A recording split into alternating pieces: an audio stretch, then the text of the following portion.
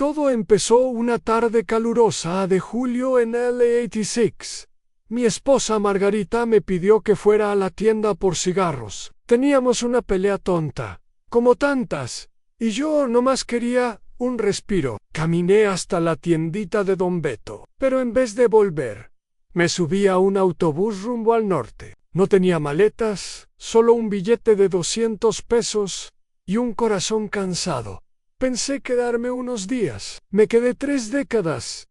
Llegué a Reynosa con lo puesto. En un restaurante de tacos conocí a Lulú, una mujer que decía leer la mano. Que yo tenía alma de gitano, caí rendido. Viví con él a 7 años y tuvimos una niña, pero nunca le conté que tenía otra familia. Cada que quería irme, Lulú me decía que había soñado que me mataban si salía. Y yo, cobarde, me quedaba en un día. Lulú se fue con un trailero. Me dejó con la niña Rubí. Sin saber qué hacer, fui a Tijuana buscando trabajo. Ahí conocí a Dolores, una salvadoreña que vendía cosméticos. Me enamoró con sus cuentos trágicos. Tuvimos gemelos. Otra vez. Guardé silencio sobre mis pasados. Ya era experto en comenzar de cero, como si fuera actor en una novela. Mi vida era una mentira bien organizada. Tenía libretas con los nombres, cumpleaños y hasta alergias de mis hijos. Cada ciudad tenía un Porfirio distinto. Uno era mecánico, otro ayudante de cocina, otro jardinero. Lo único en común era que todos mentían. A veces soñaba con Margarita, con mi hija Rosa, pero me despertaba y me decía, «Anja, ¿pa' qué?». Todo cambió el día que me encontré con un primo en una estación de camiones. De inmediato, y antes de que pudiera inventar algo, me abrazó llorando. Me dijo que mi madre había muerto y que me habían rezado misas como si estuviera muerto yo también. Esa noche me emborraché como nunca y decidí era hora de volver. En el regreso fue un desfile de culpas. En el autobús de regreso a Veracruz me temblaban las manos. Pensaba en qué iba a decir, en cómo enfrentar las miradas. Llevaba flores para mi madre, aunque ya no estuviera, y un sobre con cartas que nunca mandé. Llegué al pueblo justo el día del velorio. Me bajé en la esquina y vi a todos reunidos. Nadie me vio llegar. Caminé entre la gente como fantasma. Cuando entré, Margarita soltó el rosario. «Pof», gritó, pero no como quien ve al amado perdido, sino como quien ve a un muerto que regresa. Mi hija Rosa estaba ahí, ya mujer hecha y derecha. Me miró con unos ojos que me partieron. Y entonces apareció Lulú. ¿Qué hacía ella allí? Lulú, la bruja de Reynosa, se había enterado por Rubí que yo iba a Veracruz, y se vino en C y su amiga de Rosa por Facebook. La tragedia estaba servida. Margarita, Lulú y Dolores, que también había llegado buscando pensión alimenticia, se sentaron. Frente a 3 mujeres, 8 hijos y un solo desgraciado en yo. El pueblo entero estaba viendo. Se armó la de San Quintín entre gritos, cachetadas y amenazas de demanda. Alguien gritó, «por respeto al muerto». Y ahí, en pleno velorio, nos callamos. El cura, que era mi hijo, aunque él no lo sabe, dio el último responso. Yo solo pensaba en desaparecer otra vez. Pero esta vez no podía. Esta vez tenía que quedarme y arreglar el cochinero que era mi vida. Al final del día, me senté con Rosa. Le pedí perdón. «No, contestó, solo me dio un papelito con una dirección. Si quieres hacer algo bien por una vez en tu vida, ve allí», me dijo. Era una casa hogar. Mi nieto estaba allí, un adolescente rebelde que no sabía ni quién era su abuelo. Mi segunda oportunidad, o mi último castigo. Llegué a la casa hogar con las manos sudorosas. El muchacho era un chamaco con mirada dura y mochila rota. Me miró con desconfianza, como si viera un extraño más. «Me llamo abuelo», y eso le parecía una broma pesada. Intenté contarle quién era, pero solo me respondió con un «¿y por qué debería creerte?». El dolor de no ser reconocido era punzante, pero no me rendí al salir de la casa. Una vecina me reconoció y empezó a chismear. ¿Ese viejo no era el que se fue hace años? Que anda con 3 familias y ninguna le da comida. Me sentí el hazmerreír del barrio, pero recordé que al menos estaba de vuelta. Quería enmendar lo que estaba roto, aunque eso significara enfrentar el rechazo de todos en la siguiente semana. Fui a la iglesia todos los domingos, esperando que mi hijo el cura me viera con otros ojos. Margarita me evitaba como la peste, y Rosa solo me hablaba para reclamar. Pero un día, la hija de Lulú me buscó y me dijo que quería conocerme mejor. Fue un pequeño rayo de esperanza en medio de tanta tormenta. Resultó que Ruby tenía un temperamento fuerte, igualito. Nos fuimos a tomar café y me contó cómo la vida le había pegado duro sin un padre presente. Me pidió ayuda para pagar la escuela de su hijo. Sentí que, aunque fuera tarde, podía hacer algo por mi familia dispersa. Mientras tanto, Dolores apareció en la ciudad pidiendo que reconociera a sus gemelos para poder inscribirlos en la escuela. Eso fue un golpe bajo. Yo que pensaba que podía arreglar algo, y aparecían más demandas y reclamos. Margarita, al enterarse, casi se infarta. El pueblo empezaba a murmurar que el Porfirio había vuelto para crear más problemas. Un día me encontré con mi primo otra vez, el mismo que me había abrazado en la estación. Me dijo que la familia estaba dividida y que la única forma de arreglar el daño era hablar con todos en una reunión. Sentí miedo, pero también la necesidad de enfrentar el pasado para tener un futuro. Al organizar la reunión, fue un caos. Margarita se negó a venir, pero Rosa sí asistió, con Lulú y Dolores. En la plaza del pueblo, bajo las luces amarillentas, comenzó un intercambio de gritos y reproches. Cada mujer habló de su dolor, y yo de mis arrepentimientos. Nadie salió ileso, pero algo cambió ese día. Después de la reunión, empecé a trabajar en la casa de la iglesia. Pinté, arreglé bancos y recogí basura. No era mucho, pero era mi forma de pedir perdón. Rosa poco a poco empezó a dejarme entrar en su vida, aunque con reservas. Me di cuenta que las heridas no sanan rápido, pero con paciencia tal vez podían cerrarse. En el pueblo comenzaron a verse cambios. Algunos vecinos dejaron de hablar mal de mí. Margarita seguía fría, pero ya no me ignoraba. Me acerqué a mi nieto rebelde y poco a poco gané su confianza. La vida me estaba dando una segunda oportunidad, y esta vez no pensaba desaprovecharla. Una noche, mientras caminaba por el pueblo, escuché que alguien comentaba que el viejo Porfirio ya no era el mismo, que había vuelto para hacer las cosas bien.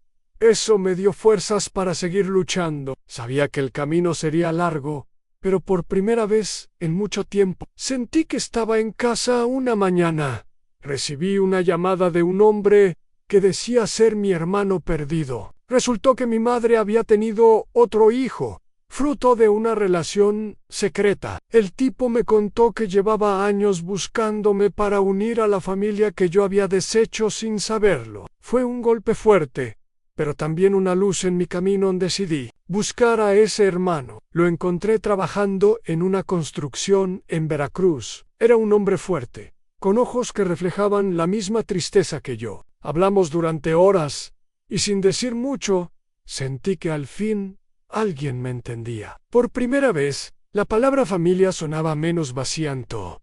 Sin embargo, no todo fue fácil. Margarita no quería saber nada de ese hermano ni de mí. Me acusaba de traer más problemas y de ser un mal padre. Pero Rosa y mis hijos de otras tierras empezaron a acercarse, poco a poco, formando una familia grande y caótica. Pero mi familia, en una tarde, mientras arreglaba la iglesia, encontré una carta vieja de mi madre, dirigida a mí. En ella me pedía que no me rindiera, que buscara el perdón y la redención. Lloré como un niño. Fue el empujón que necesitaba para seguir luchando por reparar lo que había destruido a Ney medida que pasaban los meses. Las reuniones familiares se volvieron más frecuentes. No eran perfectas, había discusiones, pero también risas y reconciliaciones. Empecé a sentir que mi corazón se estaba sanando. Incluso Margarita empezó a mostrar destellos de perdón,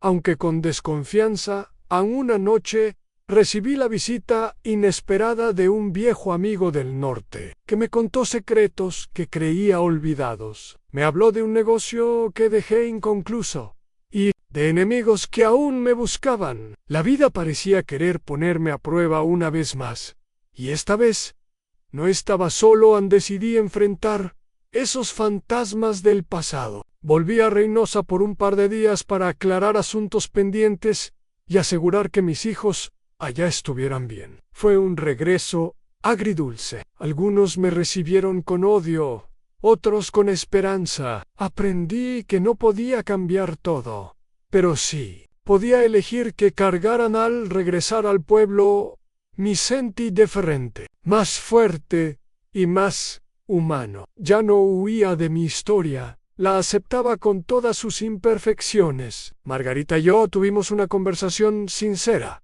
donde confesamos miedos y sueños. No éramos los mismos, pero aún podíamos ser algo juntos.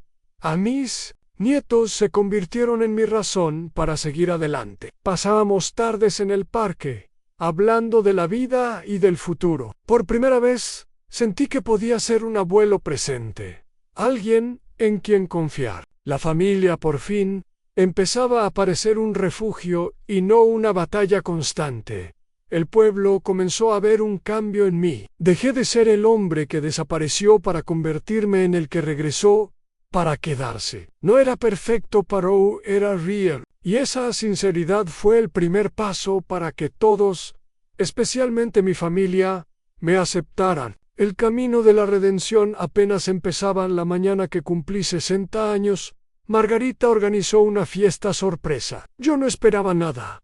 Creí que ni me recordaban, pero ahí estaban todos en rosa: Lulú, Dolores, mis hijos y hasta mi hermano. Perdido. Fue un caos hermoso, lleno de risas, lágrimas y un chisme que empezó cuando alguien mencionó un viejo amor de juventud. Me enteré que doña Carmen, la vecina de toda la vida, había escrito durante años, fue mi confidente y guardiana de mis cartas de amor para Margarita. Esa misma noche, Carmen apareció con una caja llena de esas cartas. Fue como revivir mi juventud y sentir que el tiempo, aunque cruel, también había sido generoso conmigo. En medio de la fiesta, alguien soltó que Lulú había vuelto a la ciudad. La noticia corrió como pólvora. Muchos recordaban sus peleas y el escándalo cuando desapareció. Algunos querían que se fuera, otros querían entender qué había pasado realmente. La noche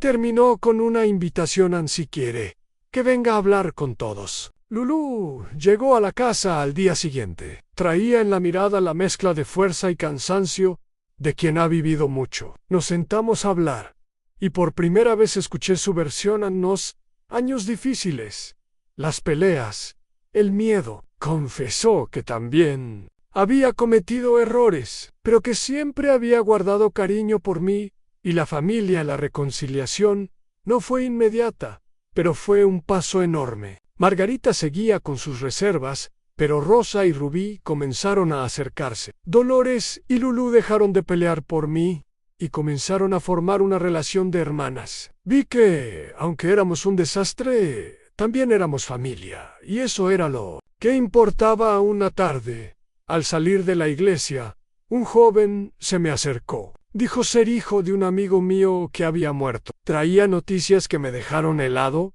Había una propiedad a mi nombre en otra ciudad, con documentos que jamás había visto, otro secreto, otra familia. ¿Hasta dónde llegaba mi pasado?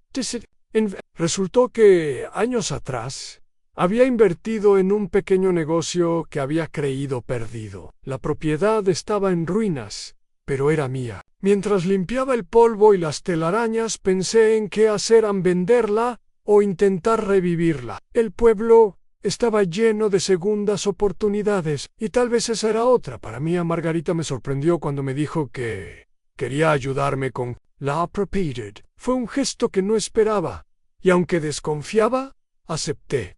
Juntos, empezamos a trabajar en el lugar. Mientras levantábamos paredes y limpiábamos escombros, reconstruíamos también nuestra relación, ladrillo por ladrillo. Las noches en la propiedad se llenaron de historias y confesiones. Margarita me habló de sus miedos, de cómo me había esperado y temido a la vez. Yo le conté de mis arrepentimientos y sueños perdidos. Descubrimos que, a pesar de todo, seguíamos siendo cómplices de una vida que habíamos construido sin planearlo.